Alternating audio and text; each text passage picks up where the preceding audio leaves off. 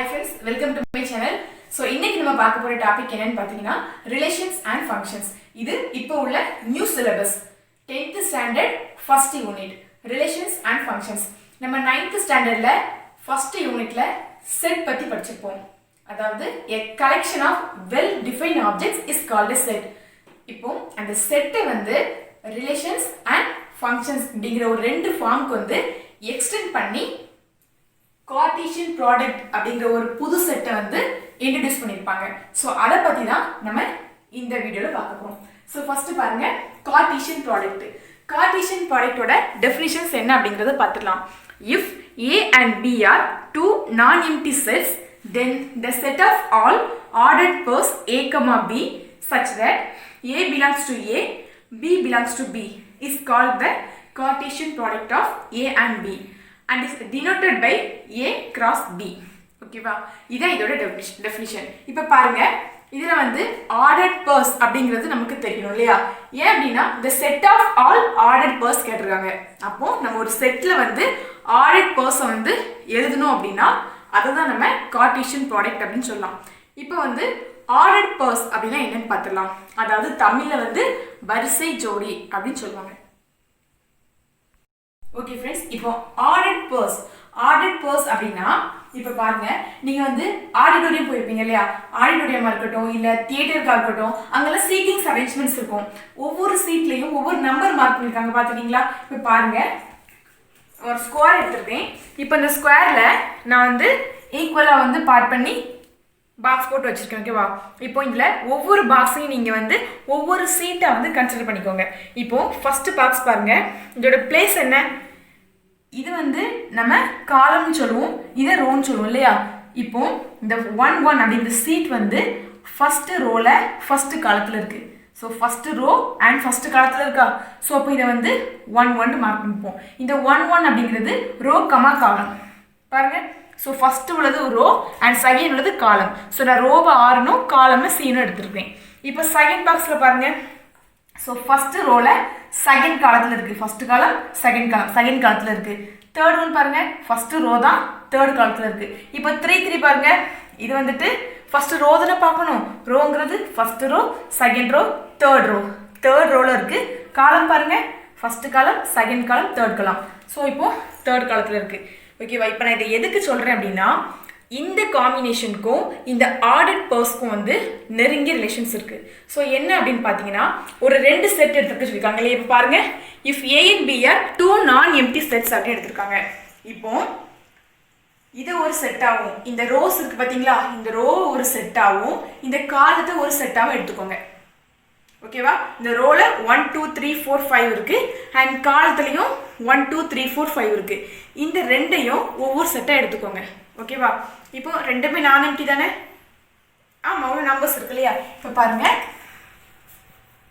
A equal to 1, 2, 3, 4, 5 and also B equal to 1, 2, 3, 4, 5.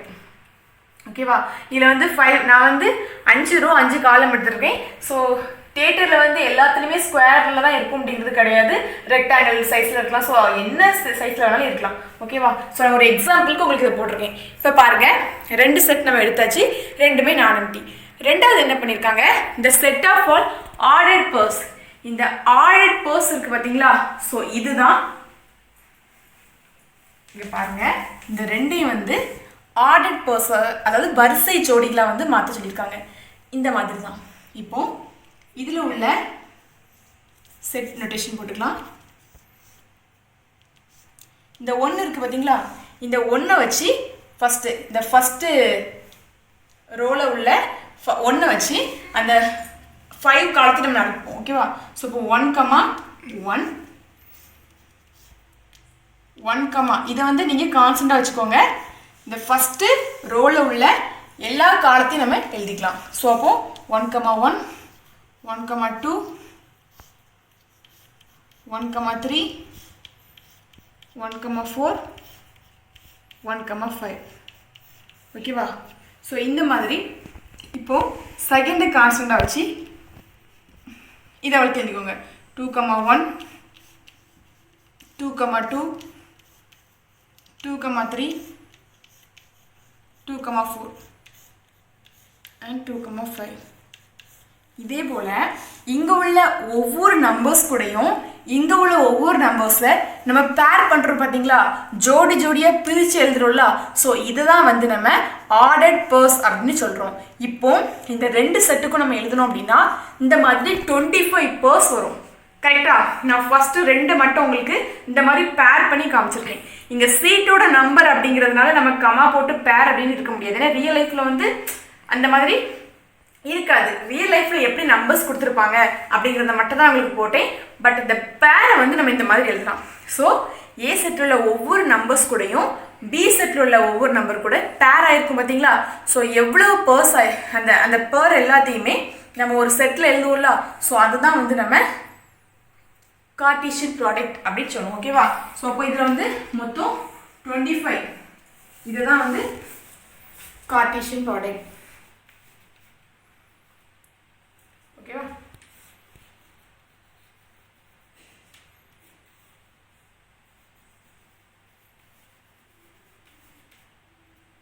Cartesian product அப்படின்னு சொல்லுவோம். So இப்போ வந்து இதை இப்போ நம்ம எப்படி டினோட் பண்ணலாம் சொல்லியிருக்காங்க, ஏ கிராஸ் பி அப்படி டினோட் பண்ணலாம்னு சொல்லியிருக்காங்க. அப்போ நம்ம இதை ஏ கிராஸ் பின்னு போட்டுடலாமா? ஸோ இப்போ ஏ கிராஸ் பினாலும் பாருங்கள், இவ்வளோ ஒவ்வொரு நம்பர்ஸையும் இங்குள்ள ஒவ்வொரு நம்பர்ஸோட பேர் பண்ணி கொடுத்து, இப்போ இங்கே பெருக்கல் நினச்சிடுவோம் 1 × 1 இந்த மாதிரி பெருக்கும். ஸோ கிராஸ்னால் பெருக்கல். பட் இங்கே வந்து ஒவ்வொன்றையும் பேராக எழுதுகிறோம் பார்த்தீங்களா. ஸோ இதை கொண்டு இதை பேர் பண்ணுறோம், இதை கொண்டு இதை பேர் பண்ணுறோம், இதை கொண்டு இந்த 5ஐ பேர் பண்ணிவிட்டு தென் செகண்டை கொண்டு 5ஐ பேர் பண்ணுறோம், தென் தேர்டை கொண்டு 5ஐ பேர் பண்ணுறோம், ஃபோர்த்தை கொண்டு 5ஐ பேர் பண்ணுறோம். ஸோ இந்த மாதிரி எல்லா நம்பர்ஸையும் பேர் பண்ணி அதை ஒரு செட்டில் எழுதுகிறோம் பார்த்தீங்களா. இதுதான் வந்து நம்ம கார்ட்டீசியன் ப்ராடக்ட் அப்படின்னு சொல்லுவோம். இப்போ நம்ம ஒரு எக்ஸாம்பிள் சம் மட்டும் பார்த்துக்கலாம். ஓகே ஃப்ரெண்ட்ஸ், இப்போ நம்ம எக்ஸாம்பிள் பார்த்துடலாம். இப்போ நான் 2 செட் எடுத்துருக்கேன். ஓகேவா? ஸோ இப்போ ஏ செட்டில் வந்து ஒரு 3 வெஜிடபிள்ஸ் எடுத்துருக்கேன் அண்ட் பி செட்டில் வந்து ஒரு 4 ஃப்ரூட்ஸ் எடுத்துருக்கேன். இப்போ கொஸ்டின் என்ன அப்படின்னு பார்த்தீங்கன்னா, what are the possible ways of choosing a vegetables with a fruit. ஓகேவா? பாருங்க, ஏ செட் ஒரு 3 vegetables, carrot, brinjal and ladies finger. Fruits பாருங்க, apple, orange, grapes and cherry. ஓகேவா? Sorry, strawberry. ஸோ இப்போ ஒரு 4 ஃப்ரூட்ஸ் எடுத்துருக்கோம், வெஜிடபிள்ஸ் எடுத்துருக்கோம். Question பாருங்க, what are the possible ways of choosing a vegetables with the fruits. ஓகேவா? இந்த வெஜிடபிள்ஸோட இந்த ஃப்ரூட்ஸை வந்து பேர் பண்ணுறதுக்கு என்னென்ன பாசிபிள் வேஸ்லாம் இருக்குது அப்படிங்கிறத நம்ம கொஸ்டினில் கேட்டிருக்காங்க, அதை பார்த்துக்கலாம். ஓகேவா? ஃபஸ்ட்டு வந்து கேரட். ஓகேவா? இப்போ நான் வந்து கேரட்டை கேனும் பிரிஞ்சால பீனும் லேடிஸ் ஃபிங்கரை எல்னு எடுத்துருப்பேன். ஓகேவா? ஸோ அதே போல் அங்கே பாருங்கள், ஆப்பிளை ஏண்டும் ஆரஞ்சு ஓ, கிரேப்ஸ் ஜி, ஸ்ட்ராபெரியை எஸ்ன்னு எடுத்துருப்பேன். ஓகேவா? இப்போ பாருங்கள், நம்ம பேர் பண்ணிடலாம். ஸோ இந்த வெஜிடபிள்ஸோட இந்த ஃப்ரூட்ஸை வந்து பேர் பண்ணி வச்சுருக்காங்க. ஃபஸ்ட்டு கேரட் எடுத்துக்கலாம். கேரட்டை எதோடலாம் பேர் பண்ணலாம்? ஃபஸ்ட்டு ஆப்பிளோட பேர் பண்ணலாமா? ஸோ அப்போது இது ஏ, இந்த ப்ராடக்ட் நம்ம என்ன எழுதலாம், ஏ கிராஸ் பி அப்படின்னு எழுதலாம். ஸோ செட் சிம்பிள் போட்டுடலாம். ஃபஸ்ட்டு கேரட்டை ஆப்பிளோட பேர் பண்ணியாச்சு. ஓகேவா? நெக்ஸ்ட் பாருங்கள், இதே கேரட்டை ஆரஞ்சோட ஒரு பேர் பண்ணலாமா? ஸோ அப்போது கேரட் ஆரஞ்சு. நெக்ஸ்ட் பாருங்கள், கேரட்டை கிரேப்ஸோட பேர் பண்ணலாமா? Carrot grapes. நெக்ஸ்ட்டு கேரட்டோட ஸ்ட்ராபெரி பேர் பண்ணுறோம். So carrot strawberry. ஓகேவா? இப்போ இந்த கேரட்டோட 4 ஃப்ரூட்ஸுமே வந்து நம்ம தனித்தனியாக பேர் பண்ணியாச்சு. அப்படிதானே? ஓகே, இப்போ நம்ம செகண்ட் பிரிஞ்சால் எடுத்துக்கலாம். பிரிஞ்சாலோட இதே போல் நம்ம 4 ஃப்ரூட்டையும் பேர் பண்ணிக்கலாமா? பாருங்கள், first apple, orange, grapes, strawberry. ஓகேவா? ஸோ அப்போ இதை இங்கே எழுதிக்கலாம். ஸோ பிரிஞ்சாலோடையும் ஆப்பிள், பிரிஞ்சாலோட ஆரஞ்சு, பிரிஞ்சாலோட grapes and strawberry. So same thing தான் நெக்ஸ்ட்டும் பார்க்க போகிறோம். லேடிஸ் ஃபிங்கரோட ஒவ்வொரு ஃப்ரூட்டையும் பேர் பண்ணிக்கலாமா? பேர் பண்ணிக்கலாம். ஸோ இப்போ இதையும் நம்ம எழுதிடலாம். So LA LO LG and final one LS. இப்போ யாருக்காவது டவுட் வந்ததா? ஆப்பிளோட இப்போ நம்ம வந்து இதில் எல்லாத்துலேயுமே வந்து இந்த வெஜிடபிள்ஸை வந்து நம்ம ஃபஸ்ட் எழுதணும். ஸோ செகண்ட் வந்து ஆப்பிள் ஆரஞ்சு ஃப்ரூட்ஸ் எழுதணும். இப்போது ஃபஸ்ட்டு ஃப்ரூட்ஸையும் செகண்ட் வந்து வெஜிடபிள்ஸையும் எழுதலாமா? ஏன் அப்படின்னா இது வந்து கேரட்டும் ஏவும் அப்படி தானே ஆப்பிளும், ஓகேவா? ஸோ இப்போ வந்து கேரட்டுக்கு C வருமோ? Okay, K இருக்கட்டும்னே. ஸோ இப்போ வந்து கேரட்டையும் நம்ம ஆப்பிளை வந்து பேர் பண்ணியிருப்போம். ஆப்பிளையும் கேரட்டையும் பேர் பண்ணலாம். பட் இந்த ரெண்டும் வந்து கண்டிப்பாக வேறு தான் இல்லையா?